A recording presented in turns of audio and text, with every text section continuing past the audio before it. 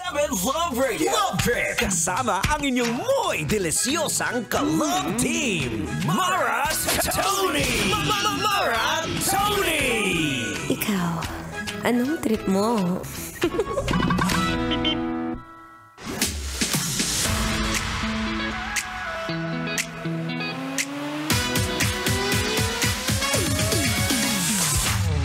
Bago ka mag-reply. Teka lang, wag mo munang replyan, B. Nag-iinit na naman ang ulo mo. Make sure, bago ka mag-reply sa kanya, medyo nakahinga-hinga ka muna. Hindi yun dadaanin at raratatin mo na naman.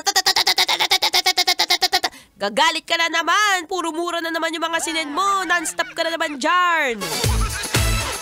Anyway, nagbabalik po ang inyong kadaldalan. Hindi naman mainit ang ulo. Ikaw naman.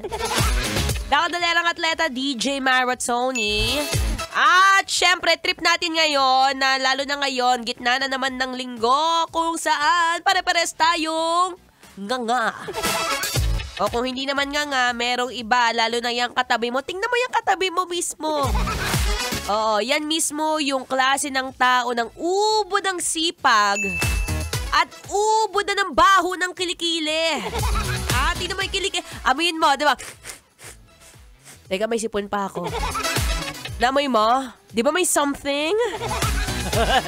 Kasi yan yung klase ng tao na, ay, nakakatuwa naman kasi sobrang hardworking. Pero paminsan-minsan, nakakalimutan ng mag-alaga ng katawan. May mga ganong moment ka ba? May mga moment ka ba na trip mong magtrabaho? Taray, non-stop. Magkano ba ang kinikita mo o sinasahod mo kada linggo? Tapos, minsan nakakalimutan ng maligo. O may mga moment ba? Ako personally, share ko lang.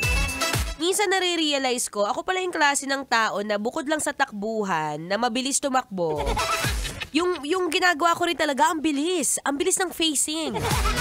So, minsan yung mga simpleng bagay, kagaya ng, kunwari, paglinis nga ng bahay na na-mention ko kahapon, di ko na nagagawa. Kasi nga, paminsan-minsan, kulang ka na sa oras. Minsan yung panty ko nga, di ko malabhan eh. So baka may mga ganong ka ring moment. May mga moment na kailangan mong mag-take time to relax. May mga moment na kailangan mong huminga ng malalim. Opo, nabasa ko po yan sa libro. Sabi sa libro, dapat meron tayong mga oras na okay lang na medyo bored. Oo, lalo na sa mga, aminado ko, kagaya ni Jomar dito, Jomar Kakal. Oo, parehas kaming since nasa generation kami ng Gen Z ngayon. Every day and every time is very precious. Diba? Bawal sa amin ang humihinga. Bawal sa amin ang humihiga. Kaya minsan ako personally, pag nararamdaman kong gusto ko sana mag-Netflix, feeling ko napaka-unproductive ko, B. Feeling ko nagsasayang ako ng oras pag nanonood ako ng palabas. Pero minsan pala, marirealize mo rin, wait lang, baka kailangan ko neto. Baka kailangan kong manahimik sa isang lugar para ma-realize ko yung mga nangyayari sa paligid ko. Tingnan mo yan. Tingnan mo yung katabi mo na naman. As an example. Diba? Hindi mo napapansin. Hindi mo napapansin. Kanina pang umingiti sa'yo yan. Hindi mo napapansin. May pagtingin sa'yo yan eh. Ay. Teka lang. Tanungin mo muna kung may jowa o masawa. May mapapahama ka na naman yan. Hinay-hinay. Again, take time to relax. Take time to breathe. Yan. Bago mo tanungin, hinga ka muna malalim. Take a deep breath. Sorry, narinig mo yung mga sipon ko.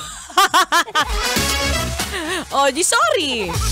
Hindi na nga makahinga dito pero at least, di ba, humihinga. Huwag na mamaya na ako mag-breathe in, breathe out. Ikaw na mauna ka na. Sige na. Ito na muna habang nag-breathe in, breathe out ka dyan. Here's another song brought to you by Quadlips. Kailangan ba bang i-memorize yan? Basic. Metro's #1